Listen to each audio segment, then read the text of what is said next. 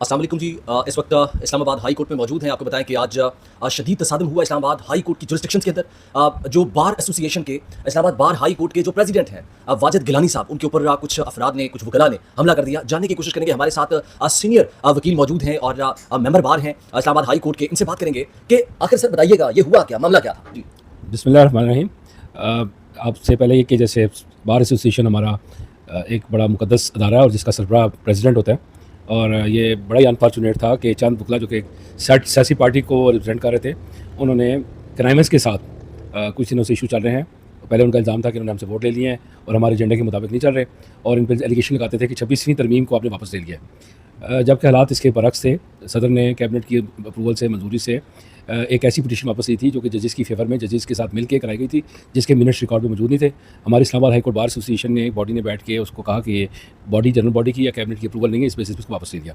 इसका उनको काफ़ी अर्से से रंज है और वो इल्ज़ाम लगाते हैं, कभी कोई इल्ज़ाम लगाते हैं, कभी कुछ करते हैं। हालांकि बार रूम है और बार रूम ऐसी जगह है जहाँ के हम अपने को सिक्योर समझते हैं और प्रेसिडेंट की रिस्पेक्ट होती है कि अपने ऑफिस में बैठा होता है। आज वो लोग चत्थे की सूरत में आए और पहले नारेबाजी की है, और अनफॉर्चुनेट है बड़ा कि ईमान मज़ारी साहबा हमारी बहन है, हमारे लिए काबिल एहतराम है, लेकिन आप अगर देखेंगे कॉन्स्टेंटली वो इस किस्म के मामलों में मुलव्वस होती चली आ रही हैं। कुछ अर्सा पहले उन्होंने डिस्ट्रिक्ट बार में कायदे यूनिवर्सिटी के इशू में वकला को मार पड़वाई। अदालत में बड़े सीनियर हमारे वकील हैं, उनके साहबजादे वकील हैं, और जो सिक्योरिटी के कर्नल साहब थे उनको मारा उन्होंने। उसके बाद उन्होंने डोगर साहब की कोर्ट में बड़ा अनफॉर्चुनेट इल्ज़ाम लगा के उनको प्रोवोक करने की कोशिश की। बड़ा अपराइट हमारे जो हैं चीफ साहब हैं, उनकी करियर में कोई ऐसी बात नहीं कि किसी से ये ऊँची आवाज़ में या मर्द के साथ भी या सीनियर या जूनियर के ऐसा बात करें। आज इन लोगों ने दोबारा ये अपनी ईमान मज़ारी साहबा की क़यादत में पीटीआई के जो लोग हैं, पंजोता साहब, हालांकि वो हमारी बार के मेंबर नहीं हैं, हम रिस्पेक्ट देते हैं सिर्फ काले कोर्ट की, वैसे यहाँ पे आते हैं और हमारे साथ बैठते हैं, हम उन सबकी इज्जत करते हैं, अपनी पॉलिटिक्स करें। लेकिन ये पॉलिटिक्स नहीं है कि आप बार के प्रेसिडेंट को गालियाँ निकालें, उसके गिरबान पे हाथ डाल दें, उसके ऊपर एक तरीके से आप देखें ना, कोई भी उसके ऊपर ये हमला फेटल भी हो सकता था, किसी के हाथ में वेपन होता या कुछ ऐसा होता, तो ये कोई अच्छी बात नहीं है। ये प्रेसिडेंट हमारा, पहले हमारे जॉइंट सेक्रेटरी रहे, डिस्ट्रिक्ट बार के प्रेसिडेंट रहे, फिर जनरल सेक्रेटरी रहे, फिर बार काउंसिल के मेंबर रहे, फिर एडिशनल एडवोकेट जनरल पंजाब रहे, और उसके बाद बार काउंसिल के बाद फिर ये हमारे प्रेसिडेंट बने। तो इसका पूरा कैरियर है इस शख्स का, इस प्रेसिडेंट का, जिसके गिरबान पे हाथ डाल दिया आज। तो ये एक मेरा ख्याल है कि it is a well designed, सोची समझी साजिश थी। वो लोग तैयारी के साथ आए और इत्तेफाक से हमारे सेक्रेटरी साहब और सब सुलह जो लोग थे उन्होंने कोशिश की कि बीच बचाव कराएं, लेकिन अब उसमें उन्होंने कोई रू रियायत नहीं की और बड़ी मुश्किल से हमने दोस्तों ने हमारी सिचुएशन को कंट्रोल किया। अच्छा सर ये बताइएगा, हमलावर कौन थे? जी, हमलावर मैंने नाम ले दिया आपको कि ईमान मज़ारी साहबा थी, उनके साथ पीटीआई के पंजोता नहीं पंजोता और दूसरे पंजोता साहब जो है वो साथ शामिल थे। उनके साथ उनके काफ़ी सारे, उनके साथ जत्था था वकला का जो नारेबाजी भी कर रहा था और अदरवाइज़ भी, और कोई जस्टिफिकेशन नहीं बनती कि आप कोई परमिशन लेते हैं, जनरल बॉडी का इजलास कर रहे हैं, कोई इंटरवीन कर रहा है, या आप किसी मामले में आए हुए हैं, या प्रेसिडेंट साहब का कोई काम है या सेक्रेटरी से काम है। जी सर। अच्छा, नईम हैदर पंजोता तो ये तो पीटीआई के वकला नहीं है? जी बड़े बिल्कुल। सीनियर वकील है पीटीआई के। नहीं, सीनियर वकील तो हम नहीं इनको मानते, क्योंकि हमारी बार में इनका नाम एज अ सीनियर वकील तो लिस्टेड नहीं है। ये एक गोंदल साहब थे, वकील साहब पीटीआई दौर में, नसीम फजल गोंदल साहब, वो उनको सीडीए का इन्होंने हेड लगाया था। ये मंडी बाउद्दीन के साथ, उनके साथ आ गए, वो फोत हो गए बेचारे, इन्होंने पीछे से ये काम संभाल लिया पीटीआई वाला, और पहले पीछे खड़े होते थे कैमरे के, अब आगे हमारे गिरबानों के ऊपर हाथ आ गए इनका। अगर ये रेगुलर प्रैक्टिस करते और प्रैक्टिसिंग वकील होते तो इनको पता होता कि एक मुखालिफ जो आपके सामने नजरियात भी रखता है, उस वकील की रिस्पेक्ट क्या है। We have to respect our black coat and tie. अगर आप काले कोट की इज्जत नहीं करते तो इसका मतलब आप वकील भी देंगे। We don't consider them as lawyer. आपको इनका रिमार्केबल कोई केस, कोई ट्रायल, कोई हाई कोर्ट में, कोई सुप्रीम कोर्ट में, कोई लोअर कोर्ट में आप निकाल के बता दें, से साबित होता वकील, सिर्फ ये कह देना कि जी हम पीटीआई में हैं, और इससे साथ बहुत सारे लोगों की हमदर्दियाँ जिनको आप मारे उनकी पीटीआई के साथ ही। तो ये एक बुरा फेल है जो इनकी माँ पे किया गया, और देश इसका तदारुक होना चाहिए। हुकूमत को, हाई कोर्ट को, बॉडीज़ को, एसोसिएशन को, पूरे पाकिस्तान के वकला को नोटिस लेना चाहिए कि इस किस्म का ट्रेंड शुरू मत करें कि आप से जिससे आपका इख्तिलाफ राय हो और आपका भाई और आपके साथ प्रैक्टिस करता हो और प्रेस्टिजियस होते बैठा हो, आप उसका गिरबान आके पकड़ लें। अच्छा, यहाँ पे क्योंकि जो इंटरव्यू था वो जो टाइम टेबल लाइक एडजस्ट हुआ था, वो जो मौजूदा प्रेसिडेंट साहब हैं वाजिद गिलानी साहब, उनके साथ हुआ था। तो क्योंकि अब उन्होंने आपको अपॉइंट किया है, तो ये सवाल मैंने वैसे उनसे करना था, अब क्योंकि आपको उन्होंने अपॉइंट किया तो इसलिए मैं अब ये सवाल भी आपसे करने जा रहा हूँ। मुझे ये बताइएगा कि सदर साहब इल्ज़ाम लगाया जा रहा है काफ़ी, यानी कि सोशल मीडिया पे उन्हें तनकीद किया जा रहा है कि वोट पीटीआई से लिया और अब जो है वो साथ खड़े नहीं हो रहे या साथ नहीं दे रहे पीटीआई का। ये इस पर क्या? मैं आपको इसका थोड़ा सा बैकड्रॉप बता देता हूँ।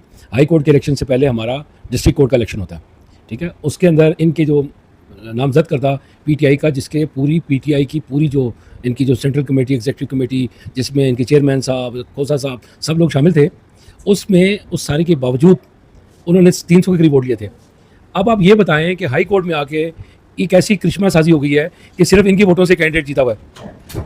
गिलानी साहब को अक्रॉस द बोर्ड तमाम जमातों ने सपोर्ट किया, और हमारा ऑब्जेक्टिव सियासी मामलात या चलाना नहीं होता, बल्कि बार एसोसिएशन के मामलात को रेगुलेट करना होता है। आज आपकी हमारी जो वकला हैं, आप देखेंगे कि बराबर में हमारा जो बार एसोसिएशन का ऑफिस है, बहुत शानदार बिल्डिंग, वो पार्किंग, आपकी इंस्टीट्यूशन, आपकी दायरी, वकीलों की रिस्पेक्ट, वकीलों के आर्गूमेंट, जजेस का टेम्परामेंट, वकीलों का जो लेवल ऑफ प्रैक्टिस है वो इन्हांस हो गया है इस क़यादत की वजह से और इनके इकदाम की वजह से।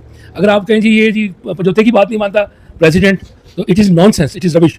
26वीं आईनी तरमीम का इल्ज़ाम लगाते हैं कि पिटीशन विड्रॉ कर लिए। 26वीं आईनी तरमीम की जो पिटीशन है आज भी इंटैक्ट है, आप जाके उसका रिकॉर्ड निकलवा लें, अगर मैं गलत बयानी कर रहा हूँ तो।